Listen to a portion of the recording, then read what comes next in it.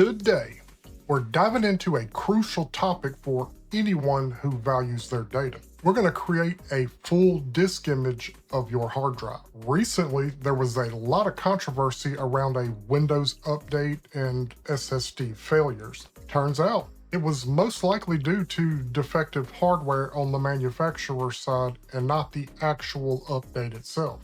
Regardless of the cause, a lot of people lost all of their data. And that could have been avoided with a backup image of your hard drive, so stick around.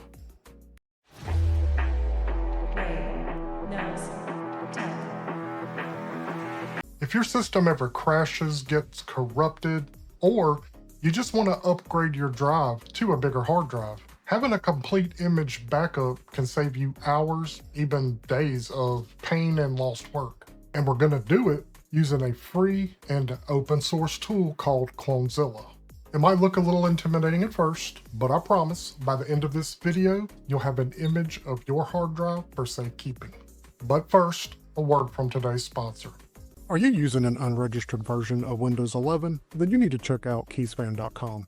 Keysfan offers a wide range of products including Windows 11, Windows 10, and even older versions like Windows 7. Need Office software? They got you covered with keys for Office 2019 and Office 2021. And here's the best part. You can save big with exclusive coupon codes by using my code RKT50 to get 50% off all Windows series. That means you can get Windows 11 Pro for less than $20. But wait, there's more. For Microsoft Office, use my code RKT62 to get a massive 62% off. Buying is super easy. Just add your chosen product key to your cart, apply the coupon code, and pay securely via PayPal or credit card. You'll receive your genuine activation key in no time. Once you have your product key, go back to the activation page, click on Change Product Key, enter the product key you just purchased, and click Activate. Be sure to check out keysfan.com. So what exactly is a disk image? I'm glad you asked. Think of it as a complete snapshot of your entire hard drive. Not just your documents, but also your operating system, all of your installed programs, system settings, and everything else. An exact image of your hard drive in its current state. It's a byte-for-byte copy, compressed into a single manageable file or set of files. Why do you need one, you ask? Another good question. Imagine your hard drive fails. Without a disk image, you're looking at a complete reinstall of your operating system, all your software, and then manually restoring files, assuming you have them backed up somewhere. With a disk image, you can restore your entire operating system to exactly how it was at the time of the backup, often in a fraction of the time. But it is important to note, it's an exact copy as of the time you backed it up, meaning if we do a backup today and your system crashes in 3 weeks from now, anything that you've added to it in those 3 weeks won't be there. That's why it's important to do regular backups. However, during an emergency situation like a system failure, I'm happy to at least get everything installed back as it was the date of my last image. That's better than losing everything and starting over from scratch. Before we get started, here's what we'll need. You're going to need a USB flash drive with at least 2 gigabytes so that we can create bootable media. Something like this. I'll leave descriptions below for everything that I use in this video. You'll also need an external hard drive, something like this, to store the image that we're about to create.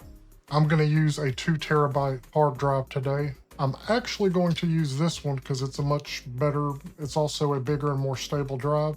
I'll leave a link for the description for this one as well. But regardless of what you use, you just need to make sure that it's big enough to store the disk image that we're going to create.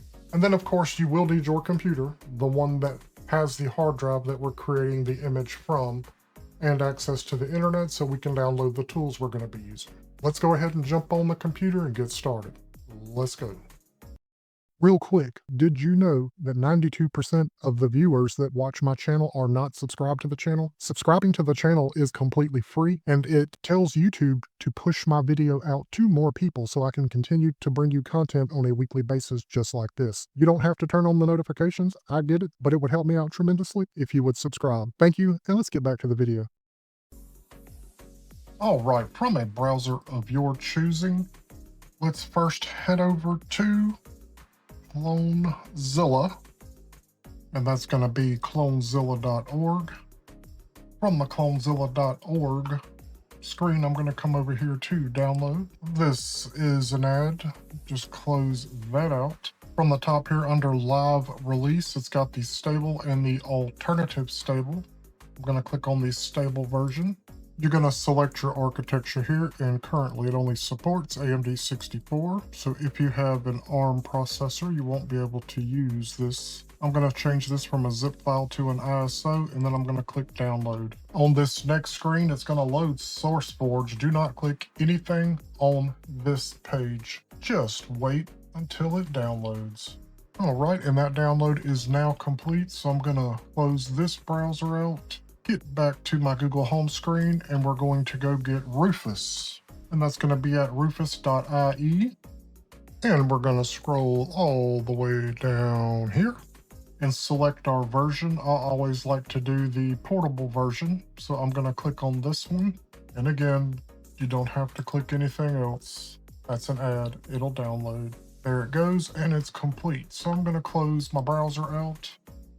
I'm going to open up my downloads folder, and I have both the Clonezilla Live and the Rufus. So I'm going to go ahead and run Rufus. Before we do that, you need to make sure that you have that flash drive and the external SSD drive or hard drive that you're going to use as your destination drive to clone your operating system. So I'm going to go ahead and run Rufus. I'm going to click yes for the user account control. I'm going to tell it no to check for updates right now. Okay, and from the top here, it's already recognized my 64 gigabyte flash drive. And I'm going to select that ISO that we just downloaded. So I'm going to click select, and here's that Clonezilla Live. I'm going to double click that. I'm going to leave all of these other options that Rufus has selected, and I'm going to click start. I'm going to go with the recommended option here to write in ISO image mode. I'm going to click OK. I'm going to click yes on the next screen. I'm going to click yes again. And now it's warning me that all data on this drive will be lost. And this is the flash drive, and I'm okay with that. And now we're just waiting on Rufus to complete. And Rufus is ready. So at this point, we're going to close this out. I'm going to leave the USB flash drive inserted that now has Clonezilla on it. When you reboot your system, you'll need to know what your boot menu key is. I will put a graphic up on the screen that shows some of the most common ones. I'm doing this on an Asus computer, so I'm going to use the escape key. So I'm going to go ahead and restart now. Okay, from my menu, I'm going to come down here and click on boot menu. Obviously, yours will be different. I'm going to come down here and select my flash drive.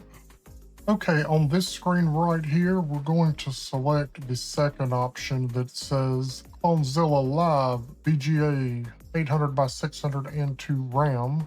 And it looks like it's just taking a minute to load. And there it goes.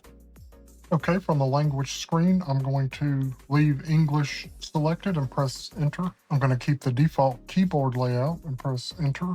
We're going to use the first option there that says start_Clonezilla, start Clonezilla. Since we are creating a disk image, we're going to go with the first option here. I'm going to press enter.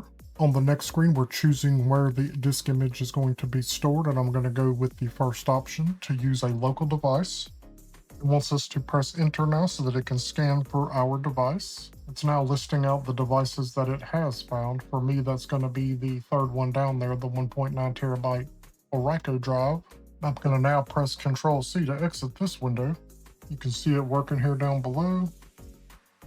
Okay, so from this screen, it wants us to select that destination drive. And for me, that is this one here, second from the bottom. It gives you the option to run check disk prior to creating the disk image. I'm going to skip that option for this tutorial. It now wants you to select the directory to where the image will be created.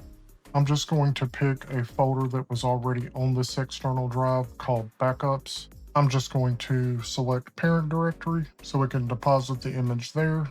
Then I'm going to click done, and I'm going to press enter to continue. On the next screen, it's going to ask you which mode you want to use. For this tutorial, I will do beginner mode and accept the default options. On the next screen, this is the drive that we are creating the image of. I'm going to select the first option there for save local disk as an image. It's asking us to create a name for the image file. I'm actually just going to go with what it has there under the default and click OK. From this screen, it's wanting you to select the source disk that we're creating the image of. You actually have to press the space bar here to select it. For me, that is the first one. When I press the space bar, you can see it assigns an asterisk there where it's highlighted in red. So it's selected that drive, and I'm going to click OK.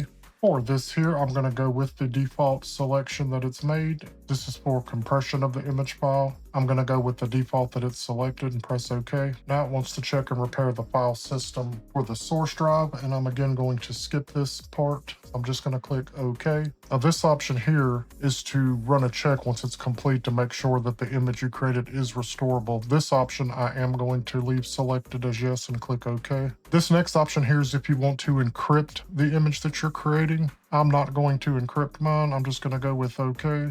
For this next option, I'm going with no. On copying the log files, I'm going to click OK. On the next screen, you're going to choose what happens when the image is complete. And I'm going to go with the first option of choose, reboot, shutdown, etc. when everything is finished. I'm going to click OK. And then I'm going to press enter to continue. Through the power of video editing, I will skip to the next screen. And now it's ready to start the image, and it's asking us to press Y to continue. So I'm going to press Y and enter, and it says, okay, let's do it.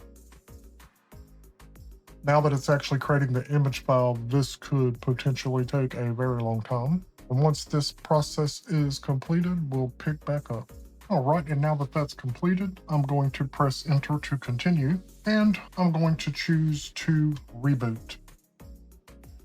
Now, once we are back into Windows, we can go check that Orico drive. And if I come right here to that folder that was in here, and you see the one here that's dated today, open that up. If you are wondering why there are multiple files instead of just one image, well, that's because by default, Clonezilla separates it into multiple files for compatibility and efficiency, but there is an option in the advanced setup to have it just create one large image file if you choose to. I decided not to do any advanced options in this video, but that is an option. And we will do a follow-up video showing how to use the image that we created to restore our hard drive.